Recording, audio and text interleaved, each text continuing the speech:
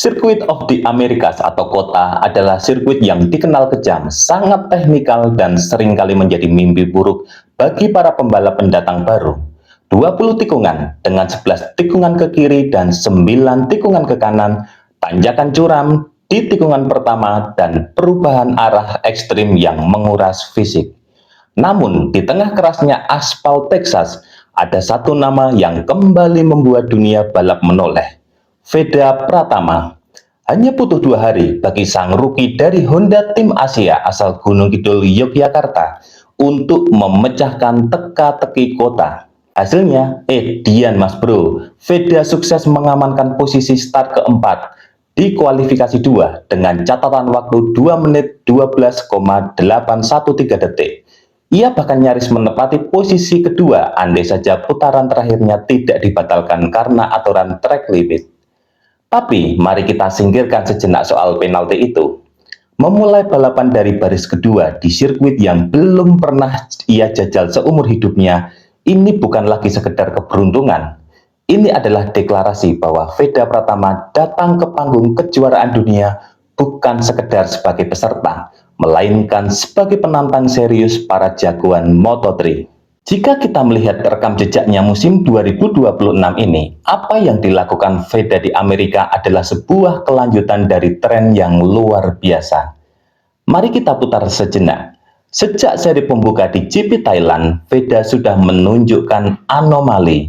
Di Buriram, ia start dari posisi kelima dan finish di posisi kelima. Kemudian berlanjut ke GP Brasil, ia start di posisi keempat dan mencetak sejarah sebagai pembalap Indonesia pertama yang berhasil meraih podium di ajang Grand Prix dengan meraih finish ketiga. Dan kini di Amerika, ia kembali mengamankan posisi keempat. Selalu memulai balapan dari top 5 dalam 3 seri pertamanya sebagai seorang rookie di kelas Moto3 adalah pencapaian yang fenomenal. Ini menunjukkan sebuah kematangan psikologis. Veda tidak mudah terintimidasi oleh nama-nama besar atau sirkuit yang asing. Ia memiliki apa yang sering disebut oleh para pakar motorsport sebagai adaptability atau kemampuan beradaptasi tingkat tinggi. Sekarang mari kita bedah datanya. Mengapa Veda bisa begitu cepat di kota? Jawabannya ada pada gaya balap dan kecerdasannya mengelola ritme. Berdasarkan lembar waktu best partial time di kualifikasi, kita bisa melihat sebuah statistik yang mencengangkan. Di sektor 1 yang berisi kombinasi tikungan beruntun bak huruf S yang sangat mengalir dan membutuhkan kelincahan tingkat dewa, Veda mencetak waktu tercepat pertama, ya P1 di sektor 1 dengan waktu 37,056 detik. Sektor 1 di kota adalah ujian front end atau bagian depan motor. Pembalap harus tahu kapan memindahkan beban tubuh dari kiri ke kanan dengan presisi milimeter. Bahwa seorang rookie bisa menguasai sektor tersulit ini mengindikasikan bahwa feeling Veda terhadap motor Honda NSF 250 RW miliknya sudah sangat menyatu. Bergeser ke sektor 4, sektor terakhir yang juga menuntut pengereman berat dan kecepatan keluar tikungan, Veda mencetak waktu tercepat kedua dengan 25,297 detik. Ia memang kehilangan sedikit waktu di sektor 2, berada di P16 dengan catatan waktu 32,389 detik. Sektor ini didominasi oleh lintasan lurus yang panjang. Namun, kehilangan waktu di trek lurus bukanlah murni kelemahan pembalap, melainkan limitasi dari slipstream dan murni rasio tenaga mesin. Di sektor 3 pun Veda masih cukup tertekan dengan berada di P8 dengan catatan 37,824 detik. Jadi untuk balapan kota, memang kekuatan Veda ada di T1 dan T4 yang menjadi kompensasi kelemahannya di T2 dan T3. Menarik, kita lihat bagaimana aksi Veda di race nanti berdasarkan data ini. Data top speed atau kecepatan puncak semakin memperkuat argumen kecerdasan Veda. Dari data top speed seri Q2, Veda mencatatkan kecepatan maksimal di angka 237 km per jam. Angka ini menempatkan Veda di P8 dalam urutan top speed. sama persis dengan peringkat average to speed-nya yang berada di angka 234,4 km per jam. Apa artinya? Artinya Veda tidak bergantung pada kecepatannya di trek lurus untuk mencetak waktu putaran 2 menit 12 detik. Ia tidak sekedar menunggu slipstream pembalap lain di lintasan lurus untuk mencuri waktu.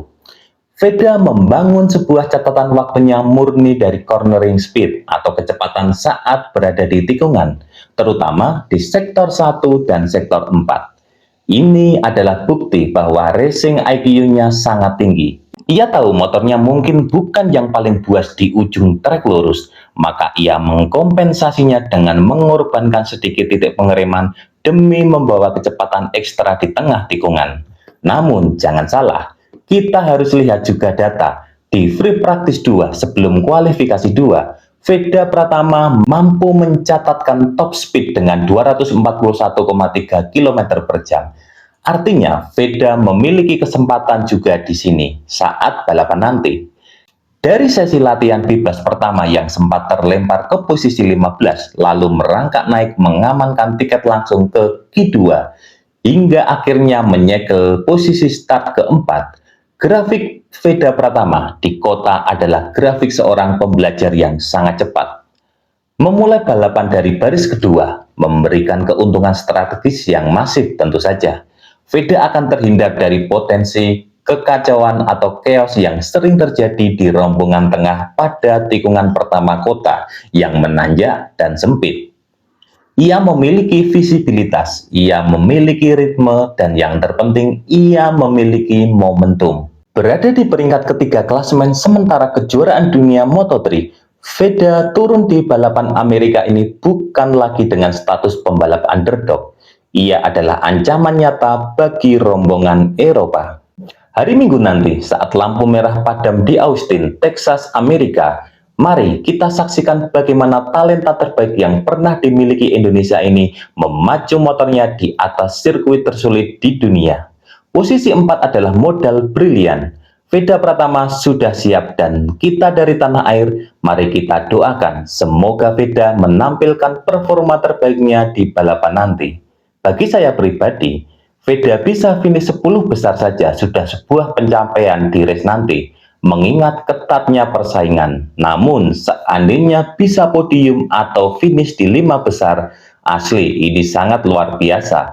Ayo kita berikan doa dan dukungan terbaik untuk Veda di race dini hari nanti di Circuit of the Americas. Gaspol Veda. Terima kasih sudah menonton Nesia Insight. Saya Vincent Nugraha, sampai jumpa di pembahasan selanjutnya.